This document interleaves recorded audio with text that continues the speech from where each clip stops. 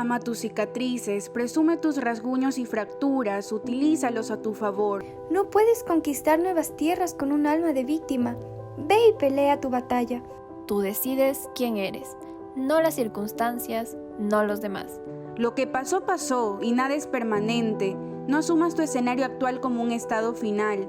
Si quieres la grandeza, deja de pedir permiso y ve por ella sin que te importe un rábano lo que piensen de ti. Mantente con hambre, tritura el dolor, extirpa el rencor y doblega la ira. Saca la amargura de tu ser, perdónate y entonces perdonarás. Una de las trampas de la infancia es que no hace falta comprender algo para sentirlo. Para cuando la razón es capaz de entender lo sucedido, las heridas en el corazón ya son demasiado profundas. Con esta reflexión de Carlos Ruiz Zafón, iniciamos MedCoach, tu programa de salud favorito donde traemos todos los consejos, guías y reflexiones para mantenernos mentalmente bien. Hoy les hablaremos de las heridas de infancia, esas que muchas veces desconocemos, pero que se encuentran en nuestro corazón, provocando ciertos comportamientos en el presente. En este momento conoceremos un testimonio anónimo que ha decidido contar su historia. Escuchémosla. Mis papás se divorciaron ya hace más de 16 años, ya tienen separados. Antes del divorcio, obviamente, vivíamos mi mamá, mi papá y yo. Mi niña todavía no nacía. Ella justo cuando se divorciaron, mi niña cumplía 1 añito y yo tenía 6 años también cumplidos, porque como yo cumplo en diciembre, recién por esa etapa ahí ellos se divorciaron. Mi niña cumplió 1 año en agosto y mis papás se divorciaron en noviembre, más o menos. Vivíamos, antes de que ellos se separaran, vivíamos arrendando en Atacames. De ahí ya nos mudamos ya a una casa propia y desde ahí, o sea, nomás duraron como que 1 mes, pero antes de eso ya venían como que problemas. Lo que pasa es que mi papá en ese tiempo lo cambiaron en el puesto de trabajo, le ofrecieron un puesto de trabajo más alto, obviamente él aceptó por el sueldo, y mi mamá igual, porque eso iba a ser beneficioso para toda la familia económicamente, a pesar de que a él le iban a exigir un poco más, porque obviamente el cargo exigía que tuviera más horas de trabajo, pero ya hubieron problemas con terceras personas y eso fue el motivo por el cual mis papás decidieron separarse. Mi papá se fue de la casa y nosotras nos quedamos con mi mamá. A pesar de que ellos hayan tenido su inconveniente, los primeros meses que mi papá ya se fue, sí hubieron problemas porque a mi mamá obviamente la afectó, como su pareja la afectó, o sea, ella sí quedó afectada por la separación. La verdad es que yo como hija, en los primeros meses como que no sentí nada diferente porque mi papá siempre como que venía a visitarnos y así estaba pendiente de nosotros. Nunca fue como que se separaron y no ves nunca más a tus padres y de ahí ya, no. Yo sí veía a mi papá. Los primeros meses, se podría decir, como que la primera etapa de la separación. Ya después, cuando mi mamá, en ese tiempo ella estudiaba en la universidad, entonces yo me quedaba con mi niña con una tía que vivía también con nosotras, y mi papi venía y, o sea, como que habían esas visitas y él estaba siempre pendiente de nosotras. Así como que el cambio, en el momento en que yo dije, ya no es como que lo mismo, fue para la primera Navidad de ese año que ellos se separaron, porque anteriormente mi papá era una persona de que, o sea, sobre todo a mí, era súper pegado a mí, yo era como que súper mimada de él, y como yo cumplo en diciembre, es como que la Navidad y luego mi cumpleaños, justo ese año, como mis papás no se hablaban, porque ellos sí no se hablaban, yo me acuerdo que él la llamó a mi mami y le dijo que me llevara a la juguetería, porque ya me iban a comprar como que los juguetes de ese año. Y él ahí nomás la cargó a mi ñaña, o sea, mi mamá la ignoró totalmente, y de ahí él estaba súper apurado porque no era como que tenía todo el tiempo de la vida como antes que, compraban los juguetes y yo podía como que escoger, o papi, esto no. Entonces como que ahí me compró cualquier juguetito y de ahí ya como que chao. Esa Navidad yo no la pasé con mi papi no la pasé. Mis papás creo que tienen una buena relación, se podría decir, a pesar de que ya no están juntos, sí se llevan bien, han tratado de tener una buena comunicación más que todo por nosotras, porque sí se complica un poco más cuando los padres no se llevan bien. Por eso es que mi mamá no le ha tocado como económicamente recurrir a demandas alimenticias y este tipo de cosas, porque mi papá siempre ha estado pendiente de nosotras por esa parte. Pero hay otros motivos, otros aspectos en el cual él no ha estado pendiente y es por lo mismo, porque no vive con nosotras. Y creo que ese es un poco más lo que yo podría decir que me afectó en la infancia, porque mi papá es una persona muy materialista, se podría decir. Él, si no está contigo en algún momento importante o no está cuando te sientes triste o algo, que son como que momentos que él no ha estado, él todo lo resolvía cuando estaba pequeña con que hay juguetes o ropa o algo por el estilo. Ahora que ya estoy más grande, creo que ya hasta por mi edad, ya estoy en una edad como que adulta, entiendo cosas que antes a lo mejor no entendía. Se podría decir que con mi papá no soy tan apegada como cuando era antes de pequeña, antes de que ellos se separaran y luego de la separación, porque él ahorita en su actual pareja que tiene, también como que ha sido una persona que no ha sido estable sentimentalmente, entonces creo que eso también ha afectado un poco la relación que yo tengo con él. Otra cosa es que tal vez en mi hermana podría decir que hubo un poco más de problemas, porque a mí como hermana mayor me tocaba a veces tomar papeles de ir como la responsable, porque siempre cuando lo íbamos a visitar era mi ñaña y yo, todo era, vaya su ñaña y usted, nunca era como que, voy a hacer algo con mi papi y mi mamá vaya a ir a interferir, no, mi mamá en ese sentido y mi papá también es como que cuando están con él y cuando están conmigo.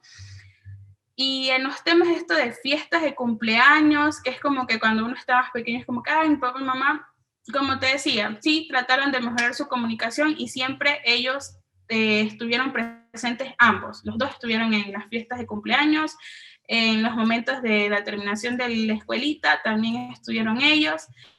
En las reuniones del colegio, mi papá, antes de separarse, bueno, que no es que hubo tanto porque solo creo que fue el jardín que estuve cuando ellos estuvieron juntos, mi mamá siempre, como en ese momento no trabajaba, ella era la que asistía a todas las reuniones, la que estaba pendiente de mí en el tema educativo. Mi papá, solo él como que era lo económico y ya ahí tu mamá que se preocupa del resto. Y así se mantuvieron en el resto de mi vida estudiantil y hasta ahora creo que es igual. Mi papá es como que tú ya estás grande, ves si estudias o no estudias, yo solo es como que ya lo económico. Pero así como de reuniones creo que no hubo ese problema si veía que mis otros compañeros estaban con su papá, porque yo entendí, o sea, lo que trato de decir es que no es que como que yo me puse a hacer berrinches o algo, porque sí entendí, a pesar de que estaba pequeña, sí entendía, porque yo amo demasiado a mi mamá, y yo sabía que si ella no estaba con mi papá era por algo. Y el motivo por el que ellos se separaron, sí hubo un motivo como que fuerte para la separación. Yo soy el lema de que nadie puede aferrarse a otra persona por hijos o por otras cosas, y creo que mi mamá tomó una buena decisión. Yo lo que más quiero en el mundo es que creo que todas las personas es que sus padres sean felices, y si para ellos la felicidad era alejarse en ese momento, está bien, porque yo no voy a poder decirles, no, estuvo mal porque yo estaba pequeña. Esa era la hora y creo que fue la mejor decisión que pudieron tomar. La organización Lua Psicología explica que las heridas emocionales de la infancia influyen y condicionan cómo serán nuestras relaciones personales cuando seamos adultos. Marcan nuestro carácter y nuestra calidad de vida. Estas son las 5 heridas emocionales de la infancia: miedo al abandono, miedo al rechazo, la humillación, la traición o miedo a confiar y la injusticia. Conozcamos más sobre este amplio tema mediante la intervención del psiquiatra Abel Pérez, quien además explica cómo se puede contrarrestar estos traumas en la vida adulta. Hoy tengo el gusto de tener de entrevistado al psiquiatra Abel Pérez, quien nos va a hablar de las heridas de infancia. ¿Cómo se encuentra? Bueno, primeramente muy agradecido y muy a gusto aquí con estar compartiendo este espacio con ustedes y con toda la predisposición para hablar de un tema que considero que es muy interesante, sobre todo porque cuando hablamos de herida de la infancia estamos hablando de temáticas donde nosotros en muchas ocasiones somos los protagonistas de esta historia, pero no sabemos por qué nos hemos inmiscuido ahí, ¿no? Y sobre todo porque en ocasiones también estamos viviendo las consecuencias de estas heridas y no sabemos cómo resolverlas. Entonces, con mucho placer aquí compartiendo este espacio y que me hayan tenido en cuenta. Muchas gracias, doctor, por acompañarnos en MedCoach. E iniciamos con la primera pregunta que es muy importante y sería que, ¿qué es el niño interior? Ya, Camila, bueno, cuando se habla del niño interior, estamos hablando de aquellos rudimentos, ¿no? Con los cuales todos los seres humanos nacemos y que son los motivos primarios que nos permiten interactuar con el medio. Debemos saber siempre que cuando una mamá queda embarazada y eh, trae ese producto de la concepción al mundo, nosotros, cuando somos parte de esto, no sabemos con qué nos vamos a enfrentar, pero sí tenemos que tener en cuenta que la primera sociedad con la cual interactuamos es con nuestra familia. Y nosotros vamos creciendo y nos vamos desarrollando y nos vamos construyendo de acuerdo a las vivencias que vamos teniendo con el medio y también con todos aquellos constructos psicológicos que vamos internalizando de lo que nos enseñan y de las conclusiones que nosotros vamos determinando de lo que vamos viviendo. Ese niño interior es toda aquella metodología primaria que nos permite poder internalizar lo que es el amor, lo que es la alegría, lo que es la tristeza y que nos va acompañando durante todo el decurso de la vida y cuando llegamos a ser adultos, a veces pensamos que hemos crecido como adultos y que ya no tenemos nada de niño, pero ciertamente lo que hoy somos en el presente es el resultado del pasado.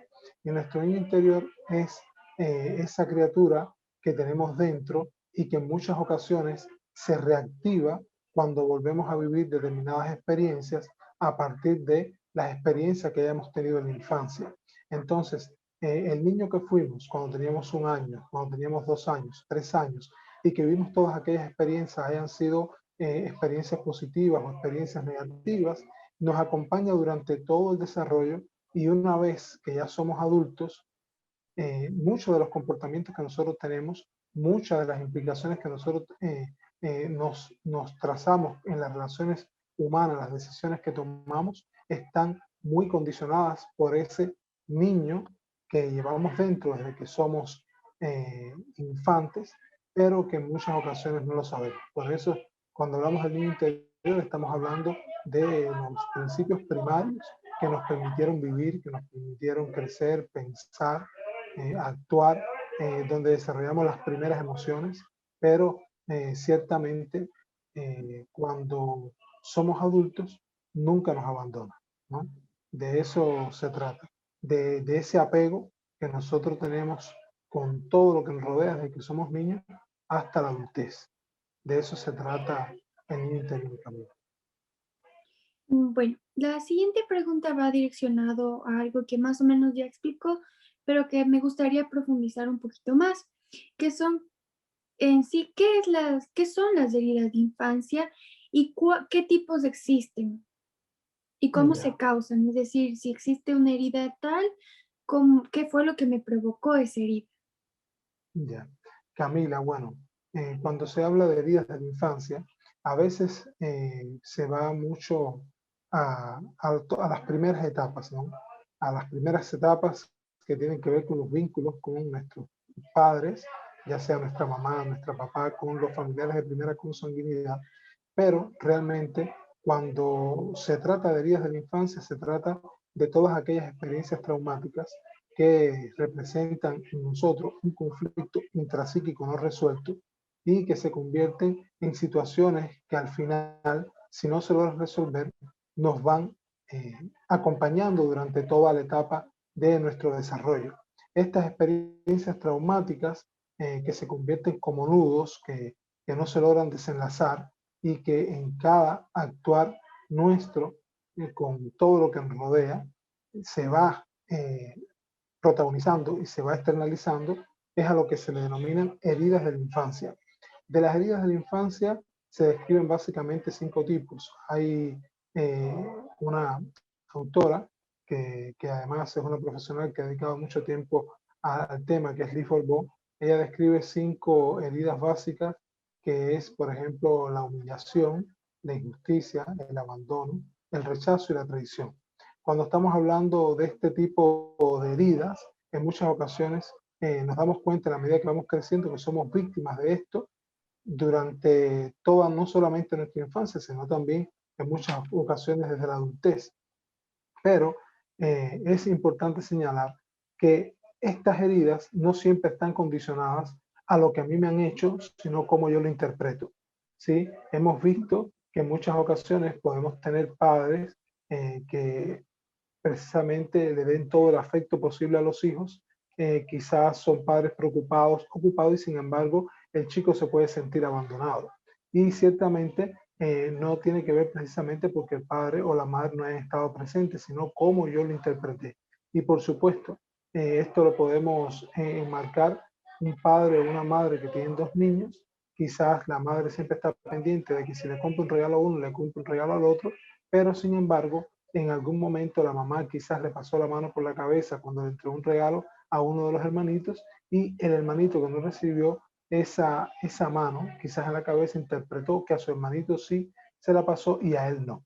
En ese momento quizás ese chico sintió que la mamá no le brindó la atención igual como se lo brindó al hermanito, y sin embargo la mamá lo que estaba pensando era que le estaba haciendo lo más equitativamente posible con los dos. O sea, depende mucho el sentirme abandonado, el sentirme rechazado, no solamente porque hay un rechazo real por parte del adulto, sino también cómo yo lo interpreto. Ahora, cuando se trata de abandono, rechazo, injusticia, traición y humillación, en muchas ocasiones, si es de la infancia, los padres utilizan muchos de este tipo de conductas y sin embargo no se dan cuenta, y otros sí lo utilizan de manera consciente. Cuando vemos personas que han tenido heridas, por ejemplo, en la infancia de abandono, tenemos que percatarnos que van a ser personas que generalmente van a ser muy inseguras y muy dependientes. ¿Por qué? Porque las personas que son abandonadas o se sienten abandonadas, estamos hablando que pierden el afecto primario que tienen que tener y que tienen que recibir para poder precisamente recibir la vida con afecto, recibir la vida con amor, poder disfrutar e interpretar que como mismo yo soy amado, también puedo transmitirlo. Entonces son personas que en la medida que va pasando el tiempo, esta inseguridad la muestran en diferentes contextos. Son personas que necesitan la aprobación de otras para poder tomar decisiones, personas que si comienzan proyectos muchas veces no lo llegan a terminar, personas que si establecen relaciones de parejas generalmente pueden sentir tanta inseguridad que pueden desarrollar celos, incluso celotipias,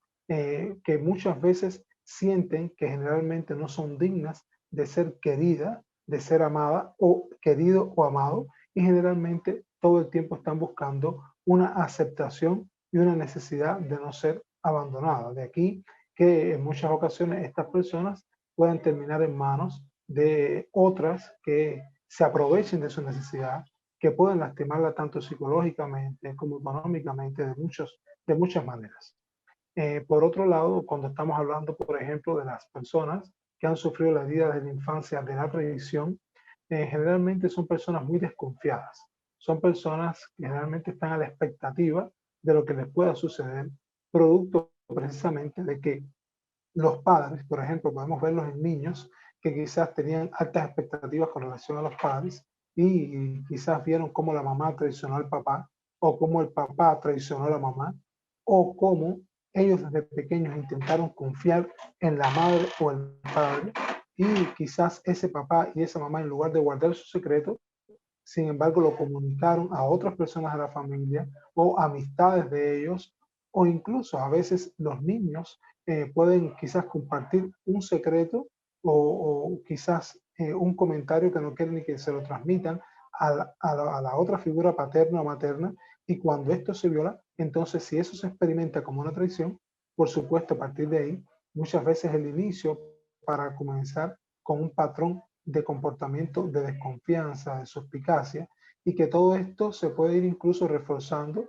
si cuando comienza la etapa de la adolescencia, por ejemplo, y tienes las primeras relaciones de pareja, también quizás te traicionaron, o quizás en la escuela recibiste bullying o recibiste traiciones similares, entonces todo esto se va reforzando y genera estructuras de personalidad paranoides, por ejemplo, personas desconfiadas, resentidas, con tendencia a la venganza, ¿sí?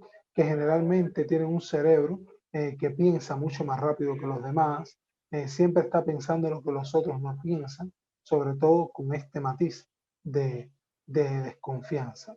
Cuando estamos hablando, por ejemplo, de las personas que sufren la herida de la humillación, son personas que muchas veces desde pequeños han crecido en ambientes familiares con estilos educativos muy rígidos, que han estado muy condicionados a la crítica o a la hipercrítica, al bochorno, y en muchas ocasiones incluso padres que lo hacen no con la finalidad precisamente de que ellos se sientan humillados, pero quizás están reiterando en muchas ocasiones la preocupación por el físico de la persona, quizás por el aseo de la persona, y quizás utilizan en muchas ocasiones frases como deberías bajar más de peso, te ves muy gorda, o estás muy delgado, o por qué no te arreglas más, no hueles bien, o en otras ocasiones, por ejemplo, no están conformes con su rendimiento académico y le sobreexigen calificaciones más elevadas que de las posibilidades reales que ellos pueden alcanzar. Y si no alcanzan esas calificaciones, quizás lo pueden tildar, por ejemplo, de desconsiderados, de vagos, pero siempre existe una relación comunicativa de descalificación y de devaluación. Entonces, estas personas que van recibiendo este tipo de heridas traumáticas, en muchas ocasiones son personas que las puedes ver aisladas o quizás, por ejemplo, poco comunicativas, que aún teniendo potencialidades y actitudes que las pueden hacer excelentes personas para muchas cosas en la vida, ellos mismos no se lo creen. Y es porque está muy relacionado también por cómo han condicionado todo este tipo de estilos educativos y estas experiencias traumáticas a las personas. Cuando estamos hablando, por ejemplo, del rechazo como herida, tenemos que tener en cuenta que cuando una persona es rechazada, lo primero que siente la persona es que no es capaz de poder ser aceptada por otras. Y el rechazo desde la infancia muchas veces puede ser un rechazo encubierto o puede ser un rechazo abierto. Cuando el rechazo es encubierto muchas veces proviene, por ejemplo, quizás de madres. Es un ejemplo que pongo, ¿no? Quizás de madres que quizás no estaban preparadas para tener un embarazo, como sucede a veces cuando las madres son bien jóvenes y tienen 15 años, 16 años, pero salieron embarazadas y al no tener en cuenta y la responsabilidad que esto traía como consecuencia, comienza a percibir al niño o a la niña como un obstáculo para ellos poderse seguir desempeñando o desenvolviendo con la juventud que los caracteriza. Y comienzan a ver a este niño como un obstáculo. Cuando este niño quizás o esta niña comienza a llorar, cuando las responsabilidades aumentan, entonces puede comenzar a rechazar a este chico o a esta chica o rechazar la conducta de ellos. Y este rechazo precisamente hace que los niños que son rechazados en muchas ocasiones puedan ser niños aislados, que no se sienten parte de los grupos de pertenencia a los que pudieran sentirse parte, o tienen la tendencia también a rechazar a otras personas, y este vínculo que nunca se fomentó, lo que generalmente sucede es que se sigue agravando en el tiempo. Las personas que generalmente son abandonadas o son rechazadas se sienten también que son rechazables o que son abandonables. O sea, nunca o generalmente no llegan a pensar que pueden ser bien evaluadas o que pueden ser atractivas para otras personas o que pueden ser capaces de lograr muchos éxitos que otras personas también pueden lograr. Y bueno, no sé, Camila, es un tema bastante amplio y que tiene muchas aristas, ¿no? Porque aquí también pudiéramos estar hablando de los diferentes tipos de personalidades que surgen a partir de las heridas de la infancia, ¿no? Pero, no sé, me gustaría saber si de alguna manera estoy respondiendo tu pregunta o quieres que te especifique más de No, acuerdo más a lo bien, que... muchísimas gracias por explayarse, porque realmente comprender las heridas de infancia es necesario. Primero, si uno es padre, porque debe saber cómo criar a su niño o cómo tener ciertas ideitas de qué uno debe hacer y qué no debe hacer. Porque, bueno, ahí va direccionada mi pregunta. Eh, ¿Cómo actúas? O sea, tú como papá, ¿cómo actúas para evitar que el niño crezca con estas heridas? Y uno como padre también viene con estas heridas, entonces es como que se puede hasta transmitir. Entonces es como una cadena que va de familia en familia. Y adicionalmente, todas las personas tenemos heridas de infancia y que ha repercutido en nuestra personalidad o únicamente puede haber gente que se salve. No, Camila, ciertamente, como bien tú dices, todos tenemos heridas de la infancia. No hay nadie que se salve de esto. Lo que sucede es que no todas las heridas son conscientes. En ocasiones, muchos de los comportamientos que nosotros tenemos no son comportamientos que nosotros tenemos la certeza de dónde vienen. Pero la realidad es que hay vacíos, hay rupturas, hay fracturas en nuestros corazones y cuando comentas los padres, la importancia de que los padres puedan conocer, una de las primeras problemáticas que existen en la actualidad es que los padres, cuando tienen a un niño, no se preparan para tenerlo. O sea, sí se preparan en muchas ocasiones desde el punto de vista nutricional, se preparan desde el punto de vista físico, de cómo la madre, de cómo poder lactar, pero una planificación familiar en salud mental, ¿qué vas a hacer con ese niño cuando venga al mundo? Generalmente no sucede. Los padres crían empíricamente por lo que han aprendido, por cómo lo criaron a ellos, por lo que se les ocurre en el momento que suceden las situaciones, pero generalmente los padres no tienen idea de cuáles son las diferentes etapas evolutivas por las que tiene que pasar un niño. Y cuando tú no tienes en cuenta esto, qué etapas evolutivas se encuentra tu hijo, en muchas ocasiones los comportamientos que son normales los puedes malinterpretar. Y a partir de una mala interpretación de los comportamientos normales, entonces vuelves anormal tu direccionamiento hacia su hijo. Entonces, el hecho de que un padre no conozca las etapas evolutivas y no conozca los tipos de temperamento, el tipo de sistema nervioso y que no conozca cuáles son las heridas que puede provocar a un hijo, se convierte en un problema. De aquí la importancia de que los primeros que tenemos que estar sanos somos los padres. Como bien tú decías, muchos padres vienen con dolores, vienen con rupturas, con heridas de la infancia ellos también, y como bien tú dices, es una cadena. Hemos visto en las consultas cómo se transmite de generación en generación. El padre que no recibió afecto no sabe muchas veces transmitirlo.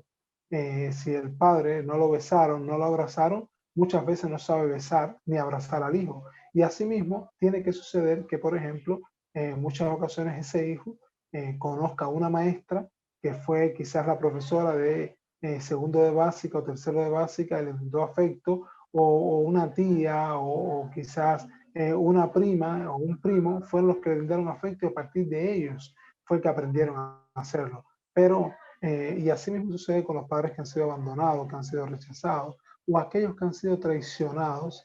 Por ejemplo, en muchas ocasiones el padre que ha sido traicionado generalmente muchas veces tiene una depresión que ni ellos mismos saben que las tienen. Y cuando tú estás deprimido, no puedes transmitir tampoco tus emociones adecuadamente. Entonces, sí es muy importante, Camila, que los padres puedan conocer este tema, que es un tema muy interesante y de que nadie, como bien tú decías, se salva. No hay nadie que no tenga heridas en la infancia. siempre tenemos. Bueno, les recordamos que estamos con el psiquiatra Abel Pérez y lastimosamente se nos ha acabado el tiempo. Esperamos poder tenerlo en un próximo programa porque quedan algunas preguntas y dudas muy importantes, pero es un tema amplio de comprender realmente, que es extenso. Pero en conclusión, una de las recomendaciones que me quedan en la cabeza y que la quiero compartir con todos quienes nos están viendo es que así como nos preocupamos por la salud física de un bebito que viene, también es necesario preocuparnos por la salud mental. Como padres, debemos prepararnos para la nueva llegada, pero mentalmente, así como físicamente. Muchas gracias, doctor Abel. En una próxima esperamos tenerlos aquí en MedCoach. Gracias a ustedes, Camila. Un gusto. Las heridas emocionales tienden a propagarse a través de los lazos familiares, hasta que alguien consciente detiene el proceso. Rafael Idea nos deja esta frase donde podemos reflexionar la importancia del papel de los adultos en la crianza de los pequeños. Es necesario que sean ellos quienes velen por el niño interior de los demás chiquitines de la casa. Esto ha sido todo por hoy. Gracias por escucharnos. Síganos en nuestras redes sociales para más contenido y sobre todo, si tienen alguna pregunta, no se queden con la duda, escríbanos. Nos vemos en un próximo episodio para cuidar tu salud mental.